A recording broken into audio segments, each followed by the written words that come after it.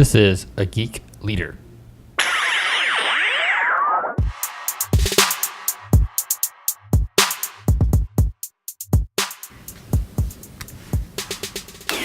Hey you guys, John Rowden back again with episode 46 of A Geek Leader.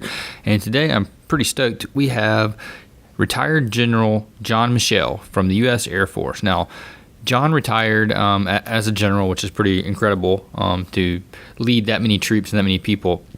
And after retiring, he went into the transportation industry, and he served at several different levels, including the board of directors for DemandTrans, and he's also running the company Skyworks Global, which is a really cool product that they have when it comes to airplanes and helicopter kind of combinations. We'll talk a little bit about that on the podcast, but give it up for John Michell. And we're live. And today I am so excited to have retired General John Michell. And John, tell us a little bit about what you're doing now with mobility and business, now that you're out of the military life and you're into kind of the civilian leadership areas. Absolutely. Well, again, I'm really grateful for the opportunity to spend some time with you and your listeners today. If I look at my 26 and a half year career, which like many of them where you're having a good time go by in the blink of an eye, my real focus and passion I developed in the military was in mobility. My last project, which is important because it's informed what I do now, was I was privileged to be the commanding general for NATO, leading the 14-nation effort to build a $7 billion air force in a war zone. So somewhat, quite complex. It was really an incredible opportunity with great humans from a lot of different countries doing something meaningful. But it really solidified how passionate I was about the varied forms of mobility, since it impacts every single person on the globe, whether they have it or whether they don't. So as soon as I opted to leave after Afghanistan to jump into the business world, and was immediately recruited into the largest private transportation company in America. It's the largest paratransit provider. What that means is for people with disabilities in the world. That was really attractive to me. I was the chief strategy innovation officer. I was the president of the international division right out of the military. So I took 4 weeks off, and it was game on. Really started seeing some really exciting trends going on in what I call the new mobility ecosystem. Uber and Lyft are just, all they did is create a new sense of possibility of how transit could work, right? So now you read everything from scooters to bikes. So all this is what we call this mobility as a service ecosystem. And then a couple years ago, what happened is you see Uber has this grand vision, like they can when you have $20 billion of somebody else's money to use, to start propagating this notion of the Jetsons and urban air taxis are here, right? So they launched off, and since that time frame, it's driven $3 billion of investments and led to the launch of 27 different startups just trying to get at the air taxi piece. The reason it matters is after about a year and a half at that company, I realized that I wanted to play in this in a very specific way, kind of on demand. I left there, led the buyout of a small company whose technology solutions run the on-demand solutions for Denver and Chicago and soon LA, things like that. But my goal was I wanted to take that technology and actually use it at its core to get at better serving people in the healthcare space. We just took over all the VAs in Chicago.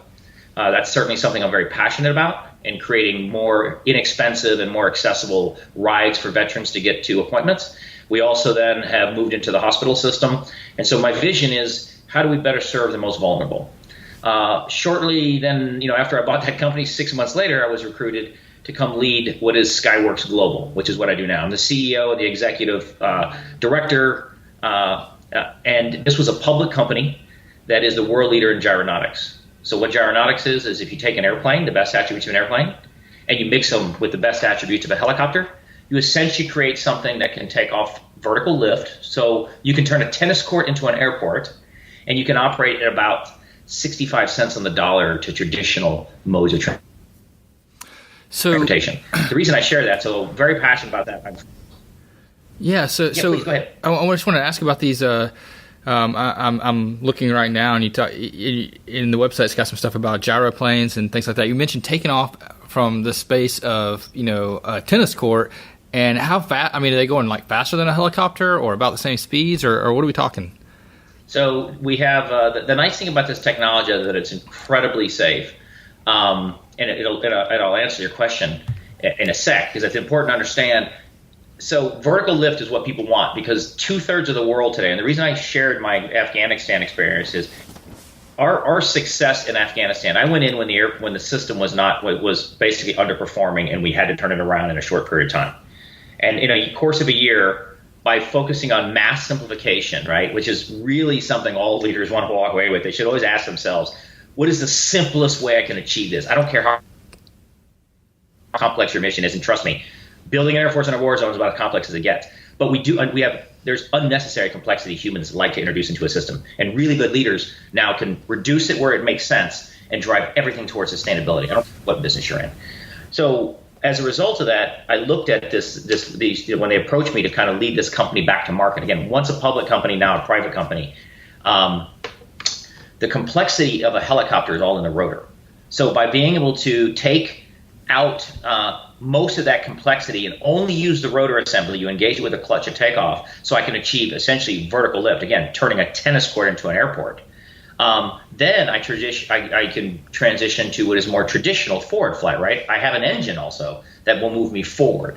So what you get is an airplane that is way less complex, that can actually fly it anywhere from, we have a drone version that actually is in the 100, in the 100 range, all the way to, we did a project for DARPA with Heliplane that actually is the fastest vertical takeoff platform in the world at 400 miles an hour. And there's aircraft in between. So not only is it very efficient, it's extraordinarily scalable. It's very, very safe, because if you think about the rotor, man, the rotor here actually serves as a perpetual parachute. It's always rotating, although you don't have it engaged in flight. So if something happened, you could literally take your hands off the controls, and the aircraft, through auto rotation, would land itself. So I know this isn't about aeronautics on this particular chat, but the principles of how you take a company that had first mover advantage several decades ago, and now over the last year and a half that I've been involved, we've recruited a world-class team, and we are about to sign our first contracts to be the first in the world to commercialize gyrocraft at a time when everybody wants a more sustainable form of aviation, because it's legitimacy, right? It opens up economies and does a lot of cool. Yeah, so it's super interesting, especially since that definitely answered my question. And since most of our audience is tech geeks like myself, we find this very fascinating.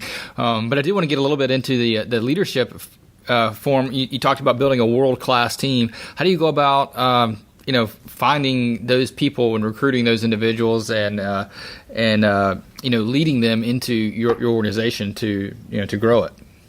That's a great question, right? So, one, people are drawn to passion, and I would call and want to follow folks who not just truly believe in a vision. That's part one. It has to be authentic, right? So, because they'll draft off that enthusiasm, and it doesn't matter where they're at. I mean, for instance, I've been focused on building that world-class team recently with GlobeTech, and I've been able to, or with Skyworks. And what I've been able to do is I have former U.S. senators, the former director of Argonne Labs, the former director of DARPA, the CEO of the U.S. Council on Competitiveness. The reason I share those kind of things is these are very sophisticated cats, right? They are extraordinarily accomplished, and they're very particular what they get involved in. But what they responded to were two things.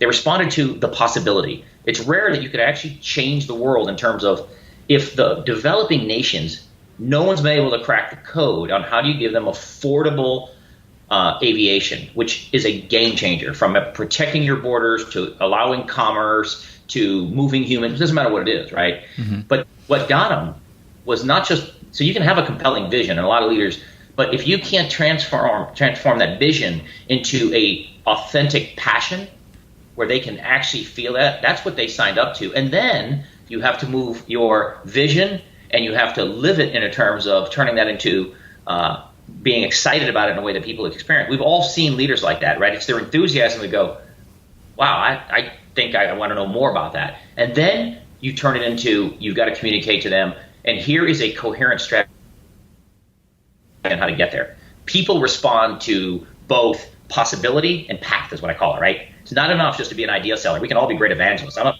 pretty reasonable evangelist for a cause.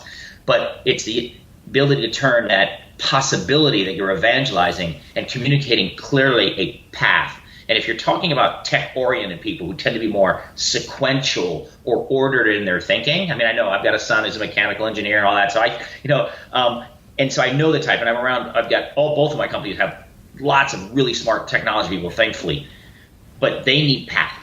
And if you can put both those together, it doesn't matter if you're dealing with the most sophisticated to the most, I'll just call unanointed or unexperienced.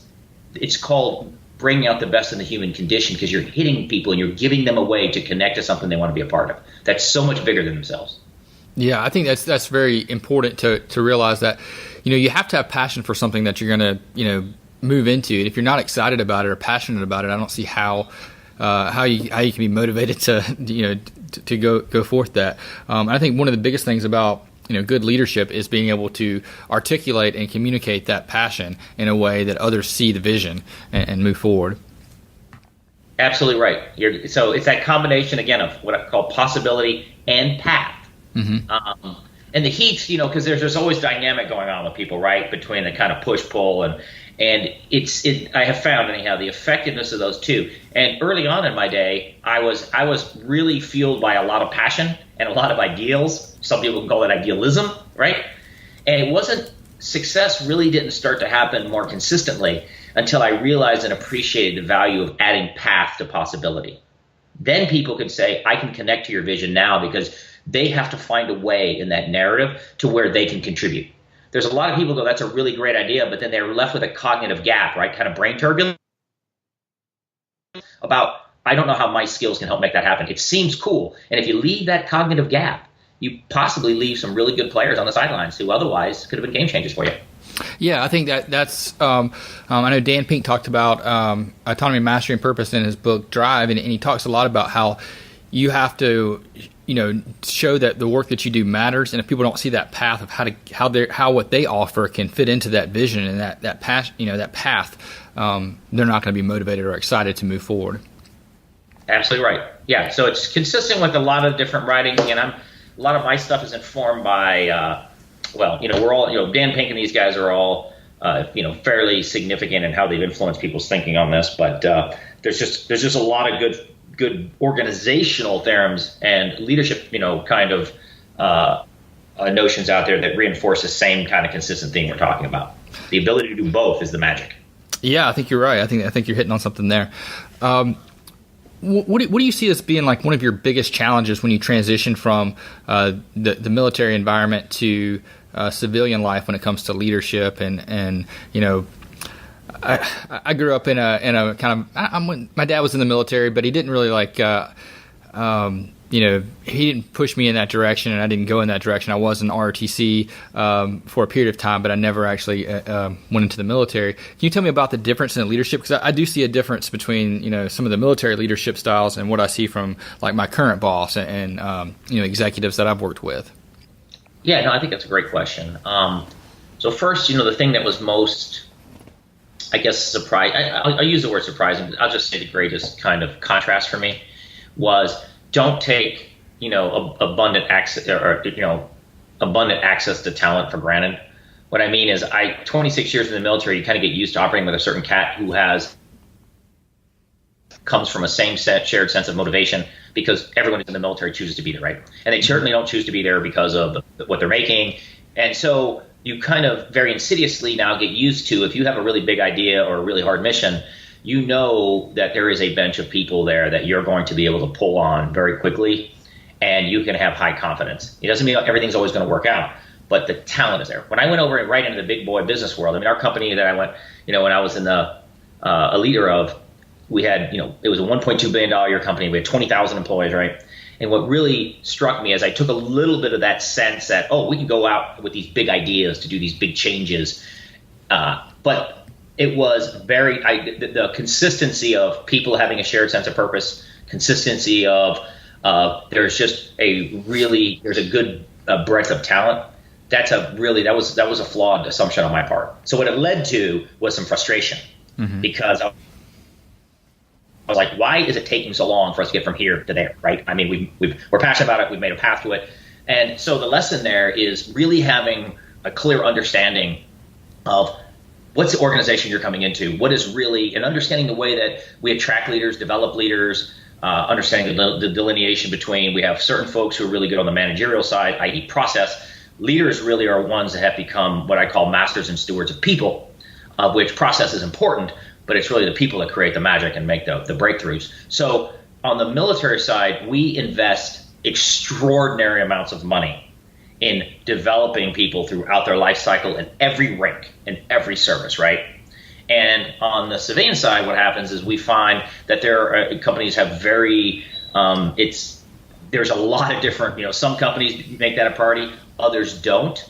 And so what I have seen is there have been uneven kind of capability sets with leaders I've been exposed to. There's those who, if their company didn't do it, took it upon themselves, self-initiative, to be committed to doing things like you're doing. How do I read more? How do I get exposed to blogs? How do I actually go to programs, even if it's on my own dime, because I'm that committed to moving from process to people. And then that combination will make me a great leader. There are others who, if the institution or the company's not doing it for them, they abdicate that, and I have found them to be woefully ineffective. Yeah, no, so I think that's the difference that I see. I think you're absolutely right. I know, like from my previous experience that I was telling you about, is when I became a manager. I went from doing something I was really good at, managing, working with software, to having to work with people that I wasn't very good at. And the place where I was at didn't really give me any training or any, advice on how to do that. And I think what you're saying is, like, in the military, everybody has that training, and they're investing in those people with those skills before they ever become a leader. Whereas, in the corporate world where I was at, we didn't get those skills until after we became a manager and we had to try to lead people. Exactly. Don't you think it's a little late? So don't you find what happens is you're kind of inadvertently put into a position with, you're like, oh shit, my bag of tricks only has 3 things in it, I need 7. Yeah, you're absolutely right. It's way late because I had horrible turnover. People were quitting, and I kept using the excuses, oh, well, they're making more money at other companies, it's just this or that. And then eventually, after, it's probably 2 years in that role, I got a mentor, and I was telling my mentor about how I had 2 guys quit on the same day. And I said, yeah, it must be those banks paying more money. He goes, don't you think it's probably you? And that's when I was like, oh, yeah. No, that's fabulous. I mean, for someone to give you that kind of feedback, and those are those moments, right? When I look back at the times of greatest growth, it's been those kind of hard conversations that kind of initially hit you, because, again, our egos don't like to hear things like that. We think like we're doing the best that we can. Mm-hmm. But then those, like yourself, who can internalize that and go, you know what? There's some truth here. That is the game-changing moment. When they realize that there's probably, and then I'm going to guess, John, it started a whole different journey for you of exploration and of commitment to self-growth and development of skills that you're no longer going to take for granted or think that it was, factors outside your control. You're absolutely right. I got an Audible subscription. I started reading every leadership book I could get my hands on, and watching TED Talks and trying to figure out what I can do better and trying to implement it. I use like a software development approach where I was trying to implement one thing at a time and seeing what worked and what didn't, and rapidly invest and change those areas. And I had a big turnaround. I went from having the highest turnover rate in the company in my group over a 2-year period to having no one quit out of that team in 3 years. So it was a great story. It was a big turnaround. But you're right. It took me investing in myself through whatever means I could find. Now, luckily, that company has changed, and they do offer leadership training for all their new managers, and they have a program for new people to move into that. So I'm grateful that they did that. I'm not with that company anymore, but they do offer those things now, which is great. It's a perfect testimony to how, those moments that, and what it was is you just had blind spots, right? And anybody who listens to this, everyone. I mean, I still have, only because I'm 53 years old and I've been doing, had the privilege of practicing leadership and writing about it and speaking about it for like 30 plus years, right? I still have some blind spots. Fortunately, I hope they're not as many, but every single one of us do, and it is a lifelong deal, because I may learn a new skill and I'm developing a new blind spot right now. I know it. I don't know what it is right now. But what the difference is, like you found, once you become alert to it and you realize your ego does not need to respond to it. If someone's giving you a clue as to what might be a blind spot, smart ones pay attention, and not all of them will bear out, right? It could just be a misperception, but that's the humility that is really, for folks to really succeed, kind of like the whole heart of this conversation we're having, it does come down to ego is the enemy. And if you can get past that, you can now learn, always know that it is always going to work against you. It's just the way we're wired. And the more type A we are, and the more competitive we are, and the more successful we are, we don't realize it. And the minute that we can always run in the back of our minds that, I know that my ego is probably finding ways to shield me from things that are uncomfortable or are not allowing me to be as open to receiving feedback and things. Once people get through that barrier, that is exponential growth now. And so that's when people talk about humility. That's how I think about practical humility in a way. That is the catalyst. It is the only thing that's going to make someone an exceptional leader that I've seen. Yeah, looking back on it, ego was my problem because I went from being so good at something to, assuming that, well, I'm a really good developer. I've got to be a very good, leader, manager. I mean, that's simple. And it had someone putting me in my place to say, why don't you look inside? And actually, I left that conversation. I went back to my computer and I Googled, why do people quit their job? And I saw that the number one reason was they don't quit their job, they quit their boss. And I was like, oh my God, he's right, It is. Their boss is the number one reason, and he's exactly right. That's why this whole notion of emotional intelligence has been so significant over the last 3 decades when it really broke out because of Dan Goleman's work. Yeah. I wanted to talk a little bit about your book, The Art of Positive Leadership, and a couple of things that I really liked about that book that I haven't seen a whole lot of people talk about, but I think they need to talk more about. And you had a section in there about don't be afraid to toss out the rule book. And, that's one thing. When I became a manager, it was you got handed all these policies and books and things that you were supposed to follow to the T. And I think sometimes people they follow the letter of the law instead of the spirit of the law too much. And I want to get your take on some of that. I think that's beautifully said the way that you just relayed that. And here's why. This goes back to the age-old kind of conversation around transactional leadership and transformational leadership. So, right, transactional leadership is really just code for you get used to doing things a certain way and repeating a process and think that you're going to constantly get the same result. Maybe you will. And I don't know if that's, we'll have to see whether that's good or bad. And I find that the more technically oriented of a field that you're in, the easier it is to stay in this kind of transactional approach to life. And whether that's in how you deal with other people or how you actually approach your job, but what that really does is it creates a rut in your thinking. For people it's funny, the people we really admire now, I'm not just talking to Steve Jobs and the obvious ones, but anybody, one of my favorites, I think I talk about it in the book because he's a mentor of mine, the former CEO of Campbell Soup, right? The folks that became transformational leaders, the one thing that is 100%, not 99, not 49, 100% common in every single one of those that made the move from a transactional leader, which is again, code for process-centric, to transformational, which is 100% people, because it's people that do amazingly different and hard things. So that tossing out the rule book is really metaphoric for people now who are willing to absolutely take the risk, personally and professionally, to change the course of a business, of an approach, whatever it is. That is what has inspired people more than anything.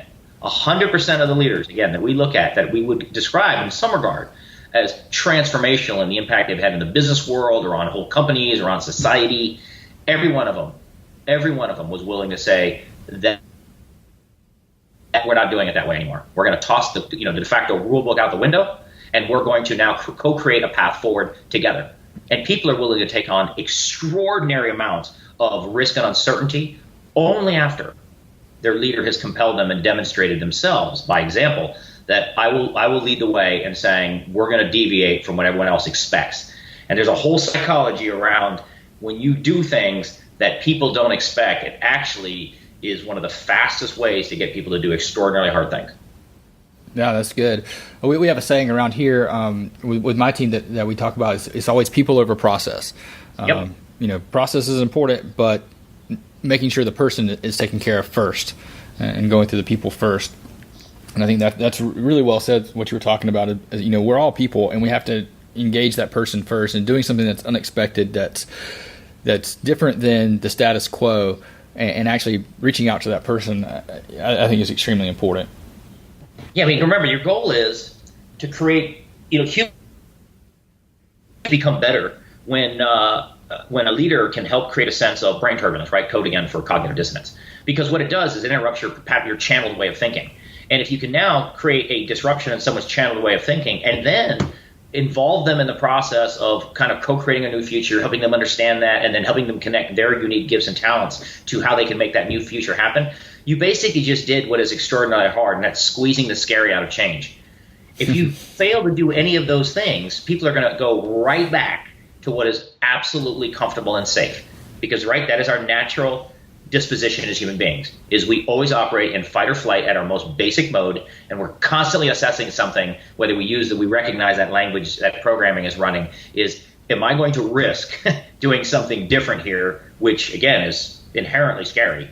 And it really takes a level of intentionality and consistency and clarity by leaders to be able to get people to do that. But when they do, again, Steve Jobs didn't, change the world because he was just Steve Jobs and great, right? He was able to compel a whole group of people to be able, and he unleashed a whole series of new talents. He literally threw the rule book out, and I could go after whether you read the story about what happened with NASA or on and on and on.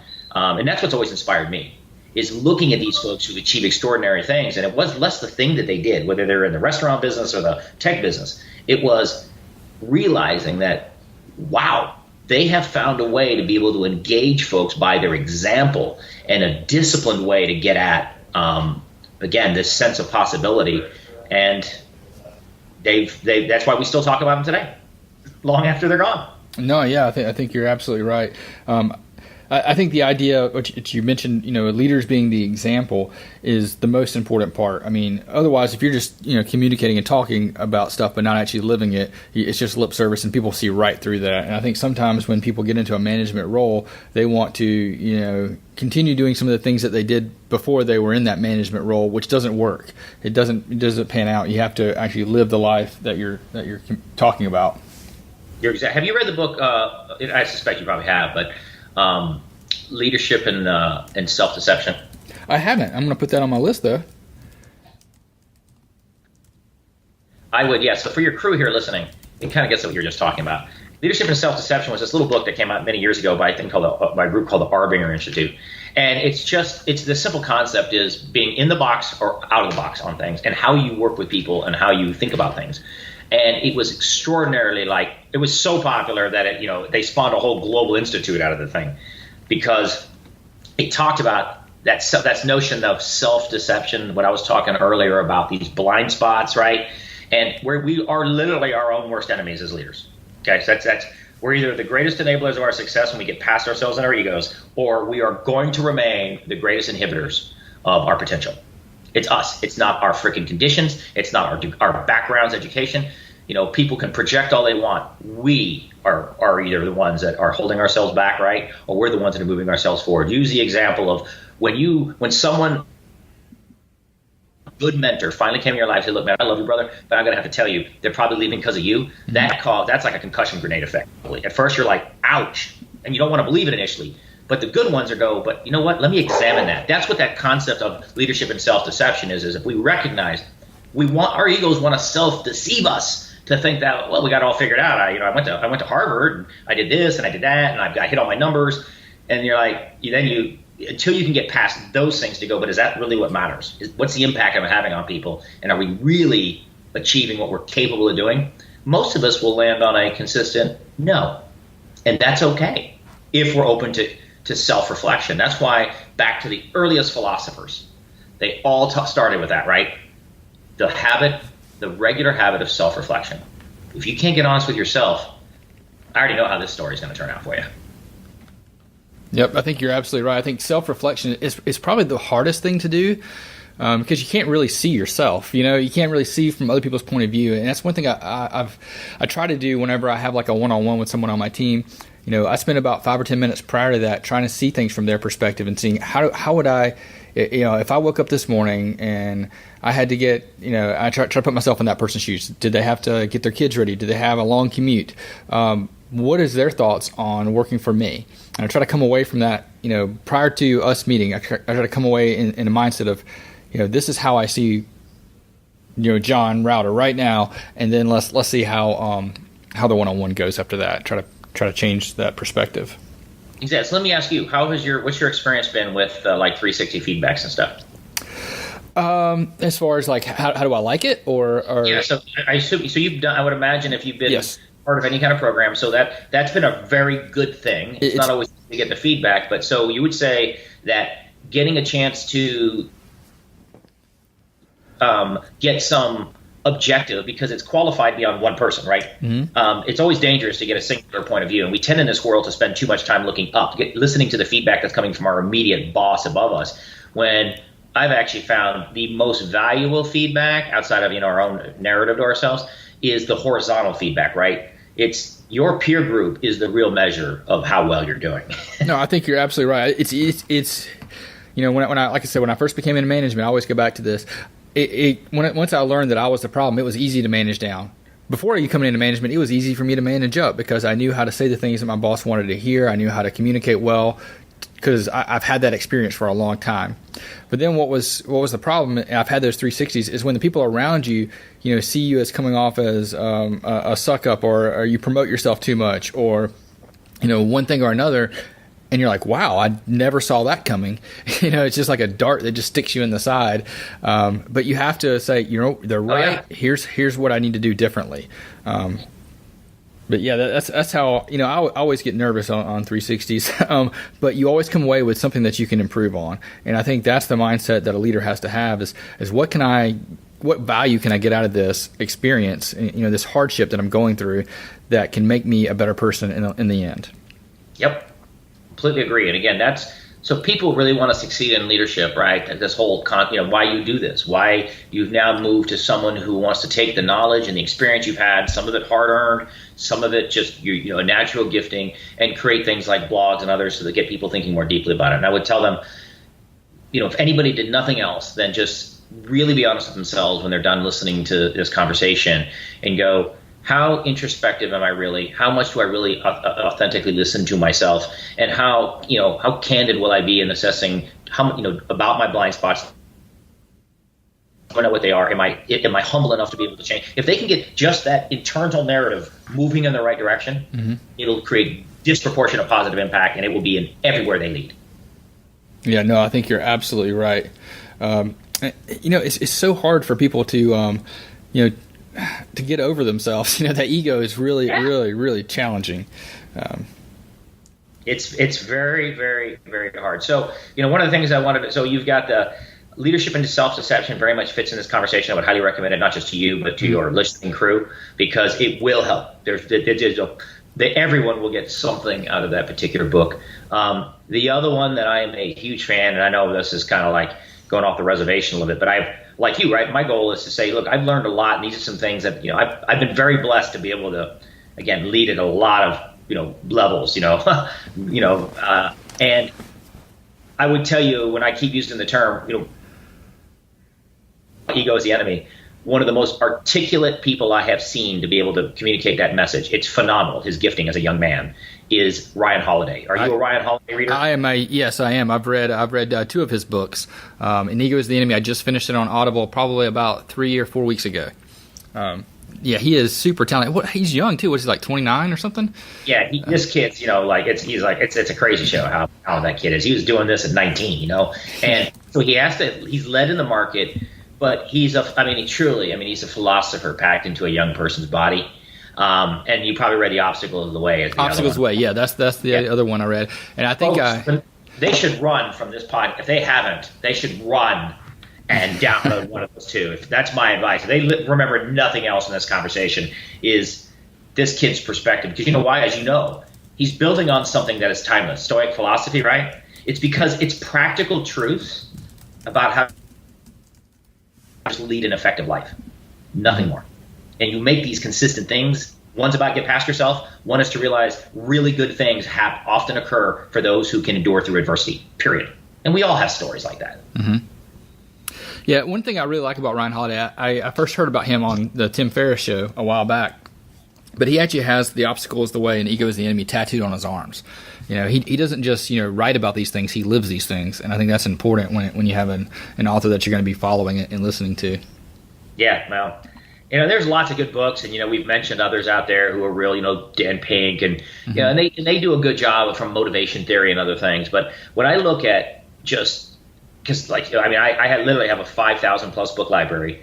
I have a doctorate in this stuff, so that's how committed I'm to it. All right. But I would never recommend textbooks and all the crap that I had to read to understand these various theories because they don't really matter at the end of the day other than to create a foundation for how you're really going to do something practical. So when I come across somebody who has such a gifted way to articulate these kind of timeless truths that are practical, and the practical thing is every single person we know, ourselves included, are going to face various forms of adversity repeatedly through life.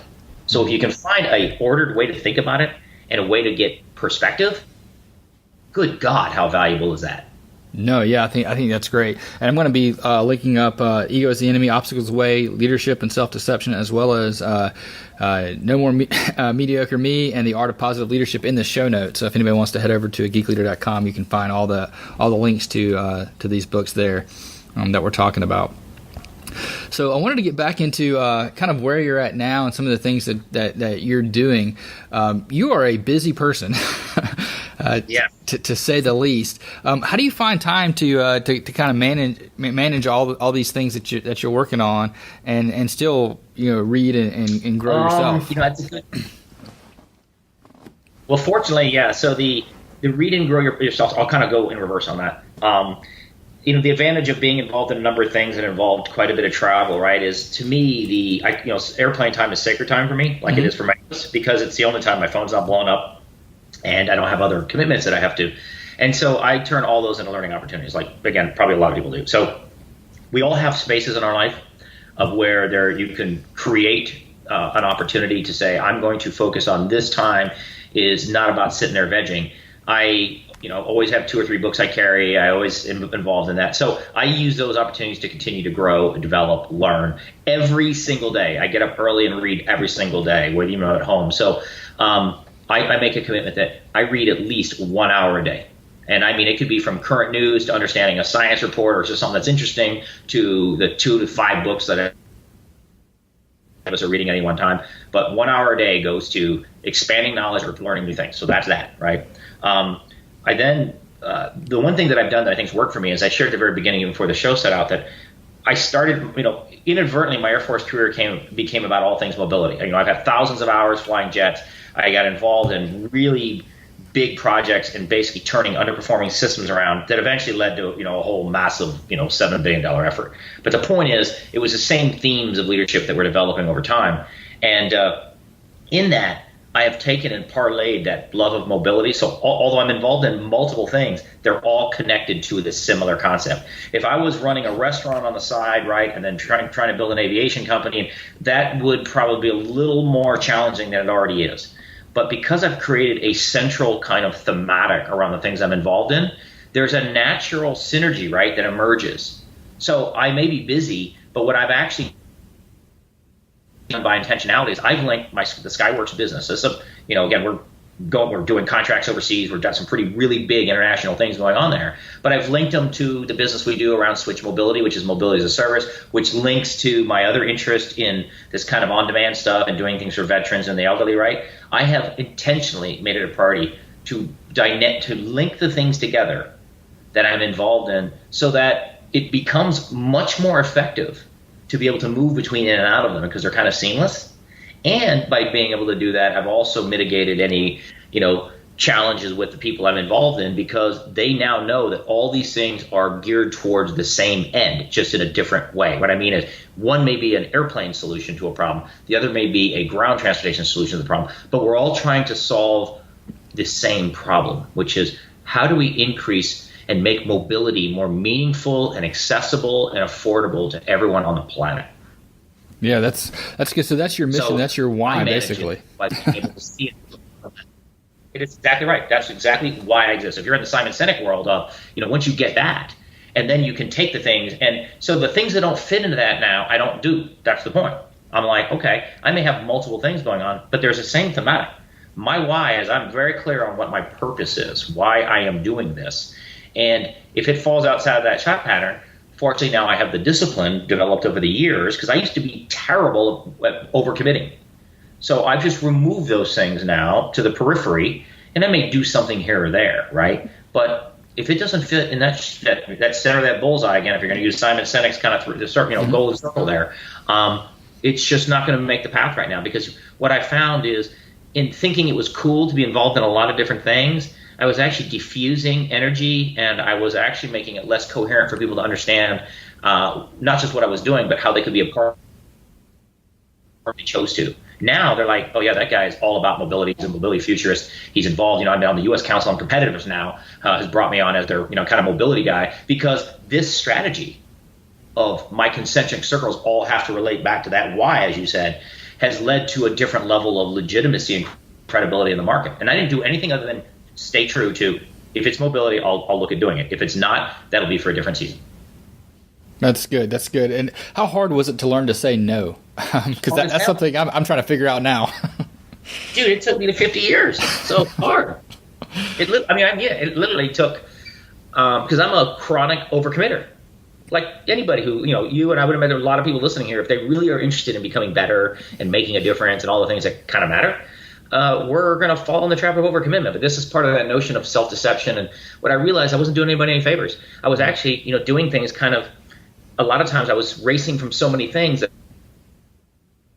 I was doing people an injustice, whether I was doing a speech or a blog or whatever it was. It's like I thought that I was doing them a favor, but in actuality, I could only show up at some percentile because I didn't have enough bandwidth.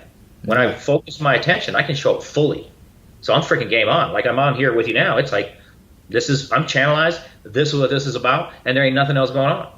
Yeah, I think that's super important for people to understand, is that our minds really aren't built for multitasking. We need to focus in on one thing and do that one thing. I did an episode on focus just a little while ago, and that's what it was all about, is you get a lot more done when you focus on that one thing versus a lot of things. Yeah, multitasking is a freaking lie that we tell ourselves, right? It's a freaking excuse that we tell ourselves to be able to do a bunch of crap and stay distracted. Yeah, you're absolutely right. It makes us feel good about caving into distraction. Yep. Because, again, the human condition is happy to be floating around doing all those things, and any of us have a little bit of touch. Again, and I find the more competitive we are, it kind of gives us an excuse to be a little bit ADD-ish, right? And now it's just exasperates these negative tendencies. Mm-hmm.